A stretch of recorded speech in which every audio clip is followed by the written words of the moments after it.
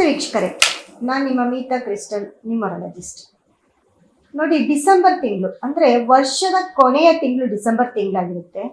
ಇದೇ ತಿಂಗಳಲ್ಲಿ ಕೆಲವೊಂದು ಗ್ರಹಗಳ ಬದಲಾವಣೆ ಆಗೋದ್ರಿಂದ ಯಾವ ಯಾವ ರಾಶಿಗೆ ಹೇಗಿರುತ್ತೆ 12 ರಾಶಿಗಳ ಫಲಾನುಫಲಗಳನ್ನ ಹೇಳ್ತಾ ಹೋಗ್ತೀನಿ. ಮತ್ತೆ ಅದಕ್ಕೆ ನೀವು ಯಾವ ರೀತಿ ಪರಿಹಾರ ಮಾಡ್ಕೊಳ್ಬೇಕು ಅನ್ನೋದು ಕೂಡ ಹೇಳ್ತಾ ಹೋಗ್ತೀನಿ.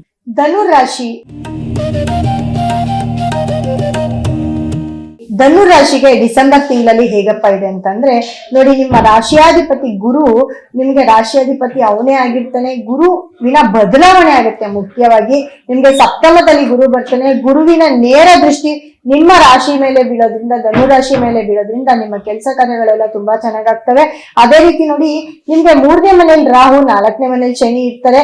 ಜೊತೆಗೆ ನಿಮ್ಗೆ 6ನೇ ಮನೆ ಅಧಿಪತಿ ಶುಕ್ರ ಏನಪ್ಪಾ ಅಂತಂದ್ರೆ ನಿಮ್ಮ ರಾಶಿಯ 12ನೇ ಮನೆಗೆ ಬಂದಿರೋದ್ರಿಂದ ಧನುರಾಶಿಯವರು ಎಲ್ಲ ಒಂದ್ ಕಡೆ ದುಡ್ಡನ್ನ ಜೋಪಾನವಾಗಿ ನೋಡ್ಕೊಳ್ಬೇಕಾಗತ್ತೆ. ದುಡ್ಡು ಕಾಸನ್ನ ಕಳ್ಕೊಳ್ಳೋದಾಗಿರ್ಬೋದು, ಅಥವಾ ನಿಮ್ಮ ಮನೆಯಲ್ಲಿ ಯಾರಾದ್ರೂ ಕಳ್ತನ ಮಾಡೋದಾಗಿರ್ಬೋದು. ಯಾಕಂದ್ರೆ ಕುಜ ಕೂಡ ಅಲ್ಲೇ ಇರ್ತಾರೆ. ಸೂರ್ಯ, ಬುಧ, ಕುಜ ಮತ್ತೆ ಶುಕ್ರ 4 ಗ್ರಹಗಳು ನಿಮ್ಗೆ 12ನೇ ಮನೆಗೆ ಬಂದಿರೋದ್ರಿಂದ ಎಲ್ಲ ಒಂದ್ ಕಡೆ ನಿಮ್ಮ ಮನೆಯಲ್ಲಿ ಕಳ್ತನ ಆಗೋದು, ಅಥವಾ ನಿಮ್ಮ ಮನೆಯಲ್ಲಿ ಗ್ಯಾಸ್ ಸಿಲಿಂಡರ್ ಬಸ್ಟ್ ಆಗೋದಾಗಿರ್ಬೋದು, ಬೆಂಕಿಯಿಂದ ಅಪಘಾತ ಆಗೋದಾಗಿರ್ಬೋದು, ಅಥವಾ ಕೈ ಮೈ ಸುಟ್ಕೊಳ್ಳೋದಾಗಿರ್ಬೋದು. ಪ್ರಯಾಣ ಮಾಡ್ಬೇಕಾದ್ರೆ ತುಂಬಾ ಕೇರ್ಫುಲ್ ಆಗಿರ್ಬೇಕಾಗುತ್ತೆ. ಯಾಕಂದ್ರೆ 3ನೇ ಮನೆ ರಾಹು, 4ನೇ ಮನೆಯಲ್ಲಿ ಶನಿ ಇರೋದ್ರಿಂದ ನಿಮ್ಮ ಅಡಿಗೆ ಮನೆಯಲ್ಲಿ ತುಂಬಾ ಜೋಪಾನವಾಗಿರ್ಬೇಕಾಗುತ್ತೆ ಧನುರಾಶಿಯವರು. ಅದರಲ್ಲೂ ಧನುರಾಶಿಯ ಲೇಡೀಸ್ ಆಗಿರ್ಬೋದು ಅಥವಾ ಗಂಡಸರು ಎಲ್ಲೆಲ್ಲ ಅಡಿಗೆ ಕೆಲಸ ಮಾಡ್ತಿರ್ತೀರಾ, ಬಿಸಿಯನ್ನ ಕಾಲ್ ಮೇಲೆ ಉಯ್ಕೊಳ್ಳೋದು, ಮೈ ಮೇಲೆ ಉಯ್ಕೊಳ್ಳೋದು, ಇದರಿಂದ ಸುಟ್ಟ ಗಾಯ ಜಾಸ್ತಿ ಆಗ್ತಾ ಹೋಗುತ್ತೆ. ಧನುರಾಶಿಯವರಿಗೆ ತುಂಬಾ ಕೇರ್ಫುಲ್ ಆಗಿರಿ. ಮತ್ತೆ ಮುಖ್ಯವಾಗಿ ಏನಪ್ಪಾ ಅಂತಂದ್ರೆ, ನೋಡಿ, ನಿಮ್ಮ 11ನೇ ಮನೆ ಅಧಿಪತಿ ಶುಕ್ರ ಕೂಡ ನಿಮ್ಗೆ 12ಕ್ಕೆ ಬಂದಿರ್ತಾರೆ. ಯಾಕಂದ್ರೆ ಲಾಭ ಸ್ಥಾನದವನು ಕೂಡ ನಿಮ್ಗೆ 12ನೇ ಮನೆಗೆ ಬಂದಾಗ ಎಲ್ಲೋ ಒಂದ್ ಕಡೆ ನಿಮ್ಮ ಪ್ರಾಬ್ಲಮ್ ಮೇಲೆ ಪ್ರಾಬ್ಲಮ್ ಜಾಸ್ತಿ ಆಗ್ತಾ ಹೋಗುತ್ತೆ. ಮತ್ತೆ ಸೂರ್ಯ, ಬುಧ ಕೂಡ ನಿಮ್ಗೆ ಅಲ್ಲೇ ಇರ್ತಾರೆ. ಯಾಕಂದ್ರೆ ಸಪ್ತಮದ ಅಧಿಪತಿ ಬುಧ ಆಗಿರ್ತಾರೆ. ಮತ್ತೆ ಸೂರ್ಯ 9ನೇ ಮನೆ ಅಧಿಪತಿ ಸೂರ್ಯ ಕೂಡ ನಿಮ್ಗೆ 12ನೇ ಮನೆಗೆ ಬಂದಿರೋದ್ರಿಂದ ಎಲ್ಲ ಒಂದ್ ಕಡೆ ನಿಮ್ಮ ಕೆಲಸ ಕಾರ್ಯದಲ್ಲಿ ತುಂಬಾ ಅಡೆತಡೆಗಳು ಜಾಸ್ತಿ ಆಗುತ್ತೆ.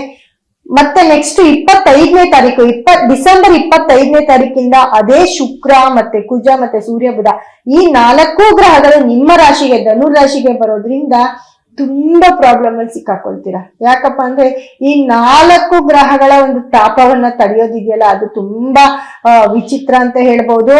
ಧನುರಾಶಿಯವರು, ಅದರಲ್ಲೂ ಧನುರಾಶಿಯವರು, ವೃಷಭ ರಾಶಿಯವರು, ಮತ್ತೆ ವೃಶ್ಚಿಕ ರಾಶಿಯವರು, ಮತ್ತೆ ಸಿಂಹ ರಾಶಿಯವರು, ಈ 4 ಕನ್ಯಾ ರಾಶಿಯವರು, ಮಿಥುನ ರಾಶಿಯವರು, ಈ 4 ಗ್ರಹಗಳ 4 ರಾಶಿಯ ಅಧಿಪತಿಗಳು ಬಂದು ಧನುರಾಶಿಗೆ ಬರೋದು. ಅಲ್ಲಿ ಗುರುವಿನ ದೃಷ್ಟಿ ಮತ್ತೆ ಶನಿಯ 10ನೇ ದೃಷ್ಟಿ ಬೀಳೋದ್ರಿಂದ, ಗುರುವಿನ ಸಪ್ತಮ ದೃಷ್ಟಿ, ಶನಿಯ 10ನೇ ದೃಷ್ಟಿ ಬೀಳೋದ್ರಿಂದ ಇದೇ ಡಿಸೆಂಬರ್ ತಿಂಗಳಲ್ಲಿ ತುಂಬಾ ಪ್ರಾಬ್ಲಮ್ ನ ಅನುಭವಿಸ್ಬೇಕಾಗತ್ತೆ. ಯಾಕಂದ್ರೆ ಶುಕ್ರ ಧನುರಾಶಿಗೆ ಬರೋದ್ರಿಂದ ಹೆಣ್ಣು ಮಕ್ಳಿಗೆ ಅತಿಯಾದ ತೊಂದರೆಗಳನ್ನ ಕೊಡ್ತಾ ಹೋಗುತ್ತೆ. ಅದ್ರಲ್ಲಿ ವೃಷಭ ರಾಶಿಯವರು, ತುಲಾ ರಾಶಿಯವರು ತುಂಬಾ ಕೇರ್ಫುಲ್ ಆಗಿರ್ಬೇಕಾಗತ್ತೆ.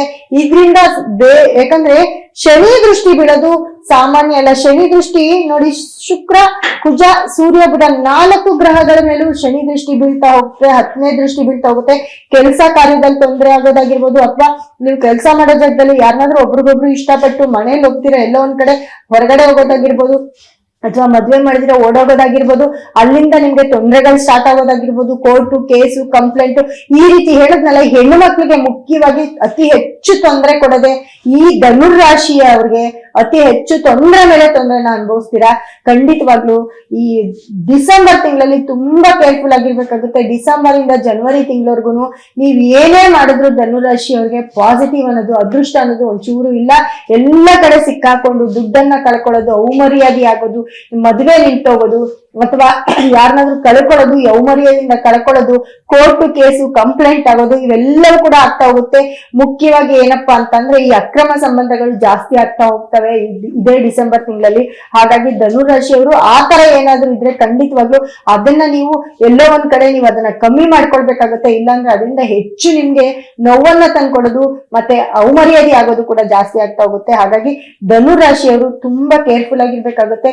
ಈ ತಿಂಗಳು ನಮ್ದಲ್ಲ ಅನ್ಕೊಂಡು ಮಾಡ್ಕೊಂಡು ನೀವೆಷ್ಟು ಚೆನ್ನಾಗಿರ್ತೀರೋ ಅಷ್ಟು ನಿಮ್ಗೆ ಒಳ್ಳೇದು ಅಂತ ಹೇಳ್ಬೋದು. ಅದಕ್ಕೆ ನೀವು ಪರಿಹಾರವನ್ನ ಮಾಡ್ಕೊಳ್ಳೇಬೇಕಾಗುತ್ತೆ. ಪರಿಹಾರ ಅಂತಂದ್ರೆ ನೋಡಿ, ನೀವು ಗುರುವಿನ ಒಂದು ಬ್ರೇಸ್ಲೆಟ್ ಆಗಿರ್ಬೋದು, ಶುಕ್ರನ ಒಂದು ಬ್ರೇಸ್ಲೆಟ್ ಆಗಿರ್ಬೋದು, ಇದನ್ನ ಅದರ ಒಂದು ಸ್ಟೋನ್ ಆಗಿರ್ಬೋದು, ಯಾವಾಗ್ಲೂ ಸದಾ ನಿಮ್ ಜೊತೆ ಇಟ್ಕೊಂಡ್ರೆ ಎಲ್ಲ ಒಂದ್ ಕಡೆ ನಿಮ್ಗೆ ಒಳ್ಳೇದಾಗುತ್ತೆ. ಇಲ್ಲ ಅಂದ್ರೆ ಧನುರ್ ರಾಶಿಯವರು ಈ ಡಿಸೆಂಬರ್ ಜನವರಿ ತಿಂಗಳಲ್ಲಿ ಇರೋದೆಲ್ಲವನ್ನು ಕಳ್ಕೊಂಡು ಬೀದಿಗೆ ಬರ್ತೀರಾ ಅಂತ ಹೇಳ್ತೀನಿ. ಸೊ ಹಾಗಾಗಿ ತುಂಬಾ ಕೇರ್ಫುಲ್ ಆಗಿರ್ಬೇಕಾಗಿರೋರು ಧನುರ್ ರಾಶಿಯವರು. ಈ ತಿಂಗಳು, ಜನವರಿ ತಿಂಗಳು, ಡಿಸೆಂಬರ್ ತಿಂಗಳು ನಿಮ್ಗೆ ಕೆಟ್ಟ ಕೆಲಸಗಳು, ಕೆಟ್ಟ ಅವಮರ್ಯಾದೆಗಳು, ಕಟ್ಟಿಟ್ಟ ಬುತ್ತಿ ಅಂತ ಹೇಳ್ತೀನಿ. ಖಂಡಿತವಾಗ್ಲೂ ನೀವು ಪರಿಹಾರ ಮಾಡ್ಕೊಂಡೇ ಮಾಡ್ಕೊಳ್ಳಿ ಅಂತ ಹೇಳ್ತಾ ಮುಂದಿನ ರಾಶಿ ಬಗ್ಗೆ ಹೋಗೋಣ.